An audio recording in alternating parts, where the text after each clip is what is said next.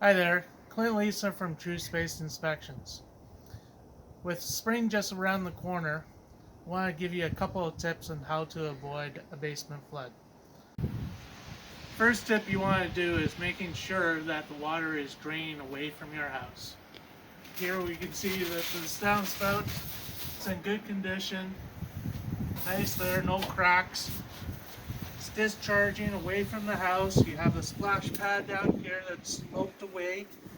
I like to see is another extension of the downspout discharging a minimum 4 to 6 feet away.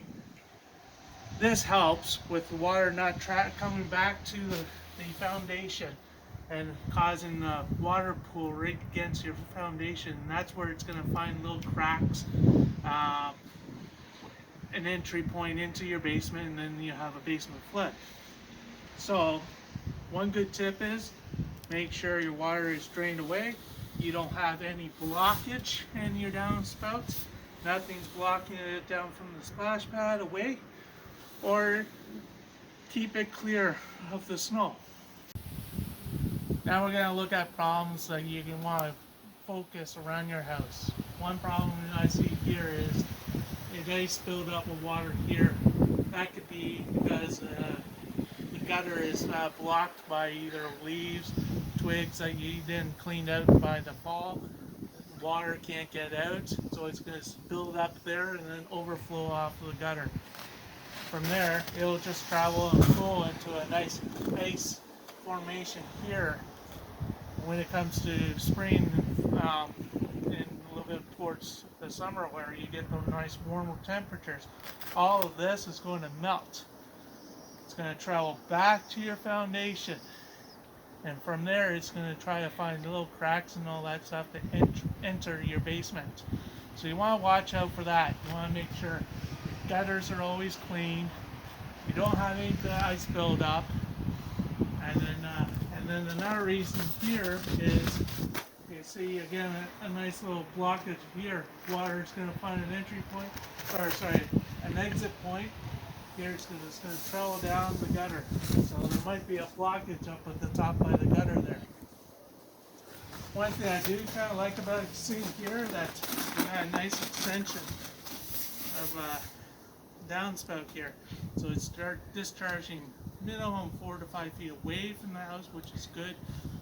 You're not going to have water coming back to the house. I know they use a rain barrel during the summer and spring. It's nice, it's cleaned, flipped, you've got the discharge up above it. So again, it's clearing outside the house, away from the house. Here, the neighbors here, they have the discharge, it's close to the foundation. Their splash pad is not in the right area. So all that water it's discharging, it's going to pool up against the foundation again. And it's going to find its entry point into the basement, and that's where you're going to get flooded. Or you might not see it now, but years down the road, this is going to be causing a problem. You're going to have water kind of pooling, it's going to freeze, and then you're going to push against the foundation. Time and time after again, yeah, it's going to find its way into the basement. So you always want to make sure your discharge is away from the house.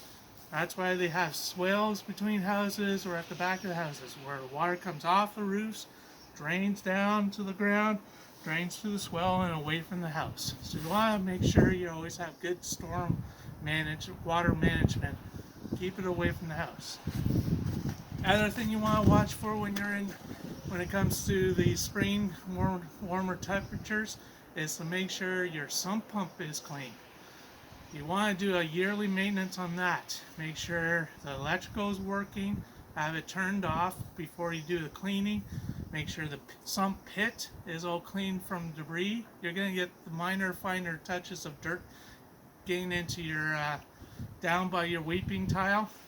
It's going to find a little bit of dirt kind of entering in. It's going to come back to your sump pit. So you want to make sure all that is clean, your sump pump is working, fill it up with water, make sure the ball is going to activate the sump pump so that it discharges away from the house. If you want to find more tips on how to avoid basement flooding, please visit my webpage. Go to the resource tab, and down from there you'll see how to avoid basement flooding.